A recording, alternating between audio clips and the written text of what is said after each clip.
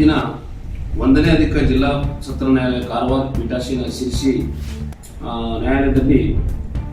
ವಿಚಾರಣೆಗೊಳಪಟ್ಟಂತಹ Haliyal police ಠಾಣೆಯ crime number 148/2017ರಲ್ಲಿ ತನಿಖಾಧಿಕಾರಿಯಾದಂತಹ ಸುಂದರೇಶ್ ಹೊಳೆಯಣ್ಣ ಸಿಪಿಐ ಹಳಿಯಾಳ್ ಇವರು ಆರೋಪಿ ಸುಭಾಷ್ ನಾಗಪ್ಪ ಮಾದರ್ ಈತನ ವಿರುದ್ಧ ಭಾರತ ದಂಡ ಸಂಹಿತೆಯ 302, 498 ಹಾಗೂ 506 ಅಡಿಯಲ್ಲಿ ಪ್ರಕರಣ ದಾಖಲಿಸಿ ಸಮಗ್ರ ಸಾಕ್ಷಿಯನ್ನು ಕಲೆ ಹಾಕಿ ದೋಷಾರೋಪಣಾ ಪಟ್ಟಿಯನ್ನು ಸಲ್ಲಿಸಿದ್ದು, ಇದರಲ್ಲಿ ಮಾನ್ಯ ನ್ಯಾಯಾಲಯವು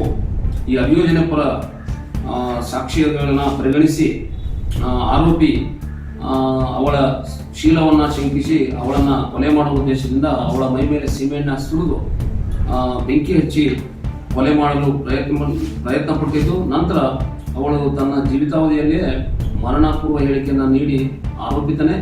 ತನ್ನನ್ನು ಸೀಮೆಎಣ್ಣೆ ಸುರಿದು ಬೆಂಕಿ ಹಚ್ಚಿ ಕೊಲ್ಲಲು ಪ್ರಯತ್ನಿಸಿದ ಎನ್ನುವ ಹೇಳಿಕೆಯನ್ನು ಆಧರಿಸಿ ಮಾನ್ಯ ನ್ಯಾಯಾಲಯದ ನ್ಯಾಯಾಧೀಶರಾದಂತಹ ಶ್ರೀ ಕಿರಣ್ ಕಿಣಿ ಅವರು ಆರೋಪಿಗೆ ಜೀವಾವಧಿ ಶಿಕ್ಷೆ, ದಂಡದ ರೂಪಾಯಿ 27,000 ಹಾಗೂ ಅವರ ಅವಲಂಬಿತರಿಗೆ 50,000 ರೂಪಾಯಿಗಳ ಪರಿಹಾರ ಧನವನ್ನು ನೀಡಲು ಆದೇಶಿಸಿ ತೀರ್ಪನ್ನು ನೀಡುತ್ತಿರುತ್ತದೆ.